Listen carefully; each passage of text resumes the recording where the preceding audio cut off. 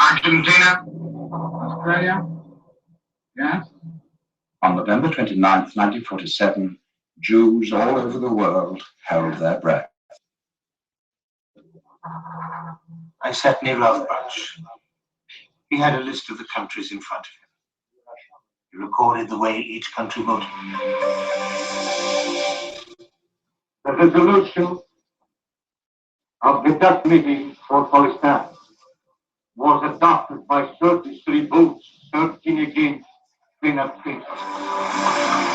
And when the partition resolution came into being on May 14th, 1948, 7 Arab armies invaded the new Jewish state, the nascent Jewish state, in an effort to prevent its emergence, and that effort was also rebuffed. In the whole history of the world, no people, no country has ever gone out of existence for anything like 2,000 years and then been reborn. You're really used to Israel being a nation, so it's like, well, I mean, they've always been a nation as far as I can remember. Thanks, David. Yes, live here in Jerusalem, marking the anniversary of the war which changed the course of the Middle East. 40 years later, the region is as divided as ever, though. But the reestablishing of Israel as a nation is such a dramatic, radical, stunning, convincing sign. On the 5th of June 1967, Israel launched an all-out war on its Arab neighbors. In just 6 days, Israel defeated 3 Arab armies and tripled its land area. It was impossible to happen, historically speaking. It's never happened before in human history that a nation would be out of its homeland for even more than 40 years, 1 generation, and still return back to that land with its language. And it was about 2,000 years.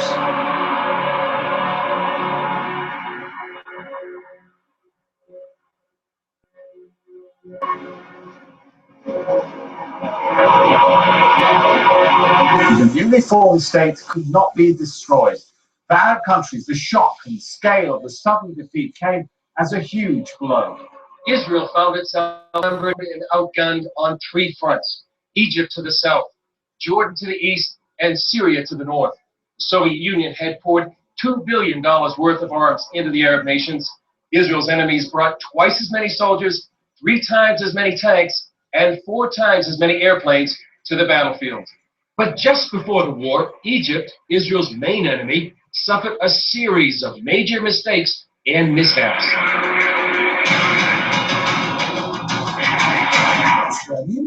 The Six-Day War is considered one of the most decisive military operations in history. The morning of June 5th, Jordanian radar detected the Israeli Air Force taking off. They sent a red alert to Cairo, but the decoding officer used the wrong day's code and failed to decipher the vital information. The warning never came. In the Middle East that began on June 6, 1967. I don't think you can find another event, certainly not in the modern history of this region, which has been so limited in its time frame and so circumscribed geographically, which has had such profound regional and indeed international ramifications. To some, the confusion in the Egyptian command just before the war evoked memories of the biblical story of Gideon routing the enemies of Israel. Instead of annihilation, Israel won one of the most decisive victories in military history.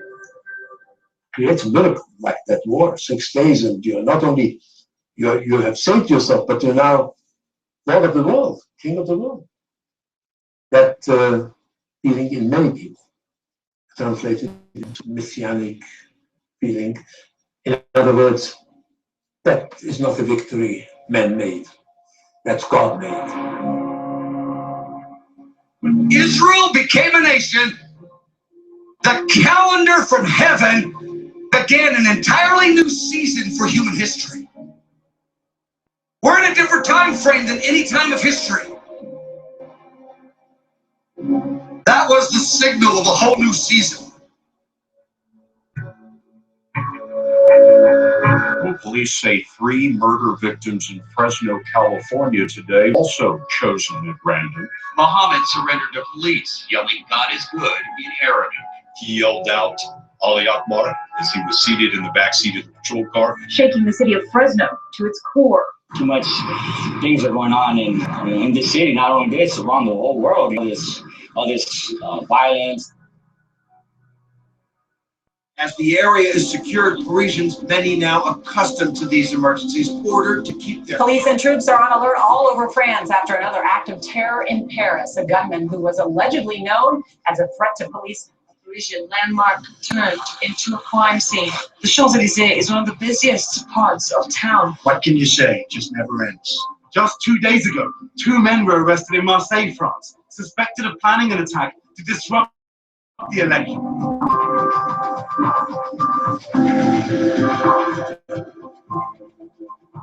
Showdown with North Korea. The rogue state is turning up the temperature yet again. The young leader of an impoverished nation has an appetite for grandiose propaganda. South Korea has come so far. It's so dramatically stronger, better, more prosperous, freer. You'd hate to see anything happen that would disrupt that development. So I think this is a very serious time. Venezuela is at a breaking point. Thousands taking to the streets yet again today after weeks of violent protests in the capital city of Caracas.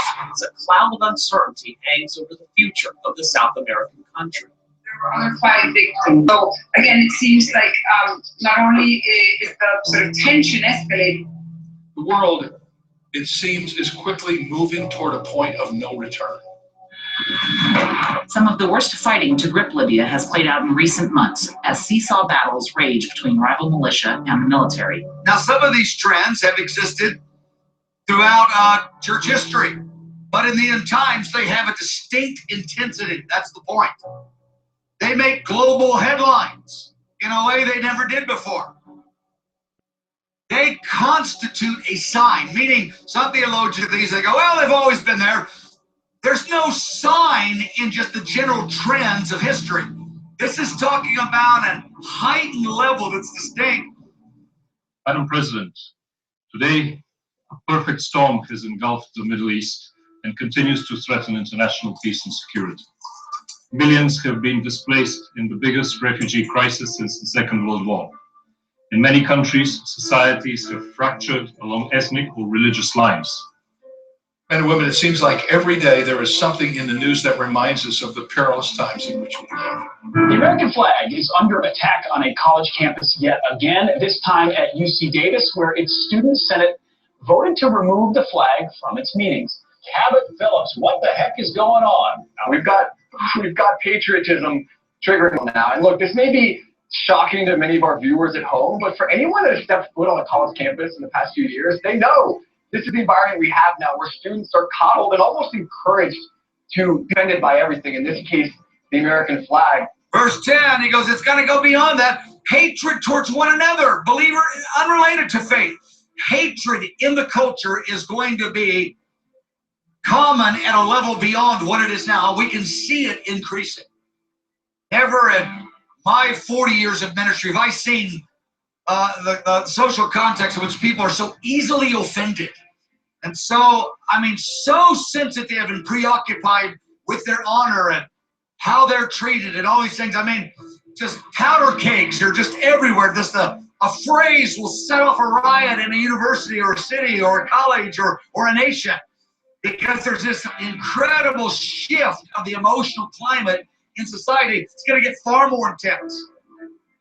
Critics fear this is becoming an anti-American trend among universities. And look, this isn't isolated. If this was one isolated incident, you could chalk it up to a few crazy college students. But we reported across the country to campus reform and all this craziness.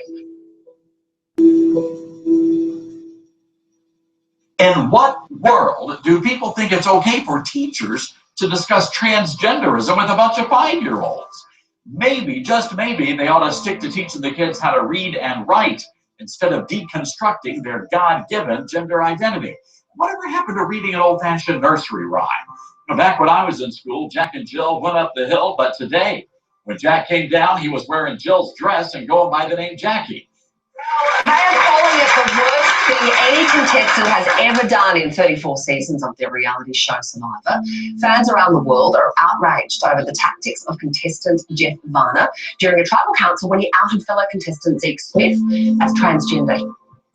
Deception is dressed up in a happy countenance and positive messaging. The presentation of deception is very, very positive most times. I mean, there's a few exceptions. Deception is the most dangerous of all of the negative trends because we're unaware of it. It's right next to us, and it's positive, and it's happy, and it's affirming, and yes, it feels good. Boom, we got you. That's what the enemy would say. Jesus said this is number one. Thanks for having me. This is one of the most profound changes, I think, in the history of the West, the redefinition of sex from a biological reality to a social construct has had a lot of implications. Starting at the end of the month, some women's, men's, and even gender-neutral restrooms at UW-Madison will have free tampons. And the students I talked to tonight didn't even flinch when I asked them about putting these in men's restrooms. Is the idea that sex is purely a social construct and not a biological reality, is that rooted in science? No, this is what was really stunning to me, was to see how, we have science thrown in our faces all day long.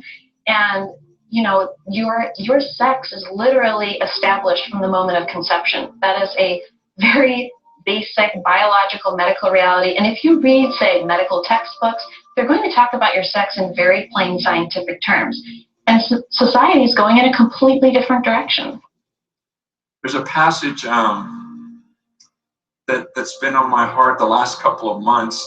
It's 2 Timothy 3, and talking about this world that we live in right now. But it's an interesting passage because he starts off, Paul tells Timothy, understand this. But it'll start, know this, Paul said, this is need-to-know information. This isn't just kind of like casual information. And then he says this in verse 2, for people will be lovers of self. It's not for nothing that Webster's officially added the word selfie to the dictionary this year. Why? Perhaps because narcissism has become completely intertwined with the fabric of our society.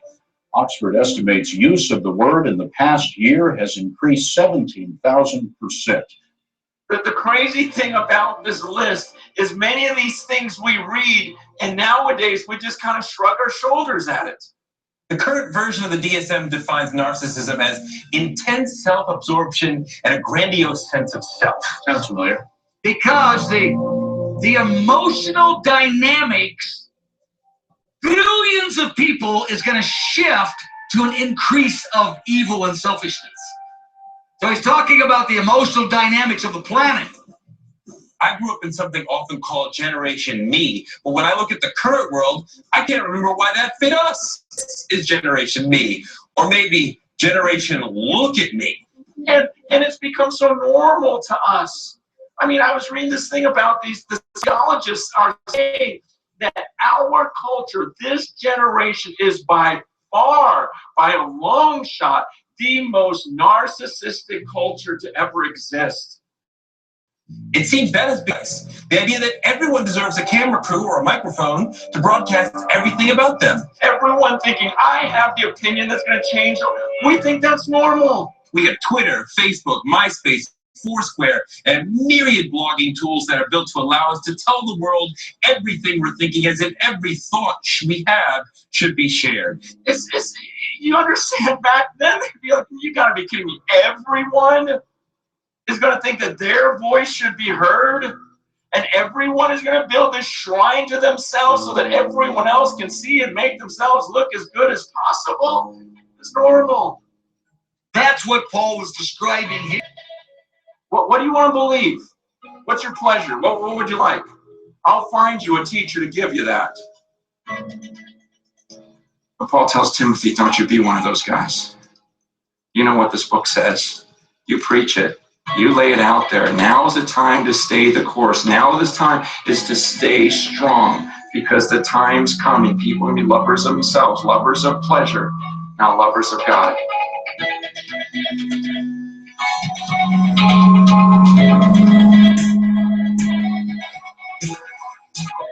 How about this? How about this?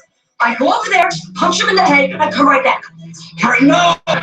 Like Tom Cruise and other celebrity Scientologists, Remini vocally supported the church to a religion that demanded much of your time, your money, and your mind. It is our responsibility to be Scientologists, no matter where we live or work, no matter our resources or excuses.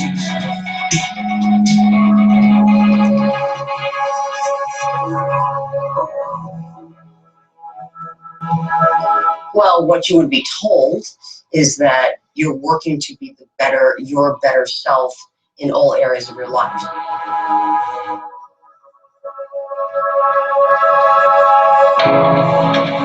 Yes, we live in turbulent times, but actually we also live in amazing times. And this may sound odd when you switch on the evening news at the moment. You do sometimes have to wonder whether you're watching a Hollywood B-movie or actually watching reality unfold. So, clearly, the global in-trade is very disruptive. It is creating uncertainty. It is also signaling a degree of complexity that in some ways is unprecedented. And if you just take the most brutal news item of the last week, that we have the United Nations declaring 4 concurrent droughts. First of all, there hasn't been one declared in over 20 years, and now we have 4 concurrent droughts. You know, the world's getting crazy. Who knows what's going to happen next? You just see it happening. The writing's on the wall. Every month seems like just something new. In the midst of a world that was actually beginning to lose a sense of collective interest, why is it that nations agreed for the first time on a shared agenda for development? This has never existed before. The resolutions on sustaining peace and the 2030 agenda are calls for hope. Put them with all political signs that we haven't looked at, all the other globalization signs, you put them all together and say, what hour of history are we living in? Jesus says it over and over, watch. Look here in Mark 13. It says it 3 times in one passage.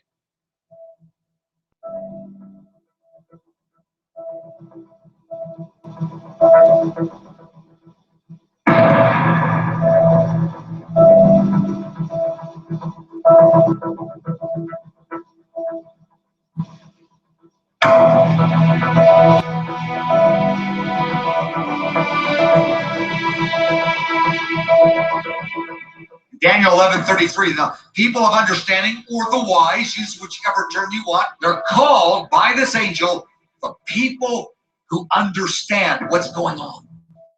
Meaning right now today, many in the nations, as things are heating up, they're pretty confused what's going on.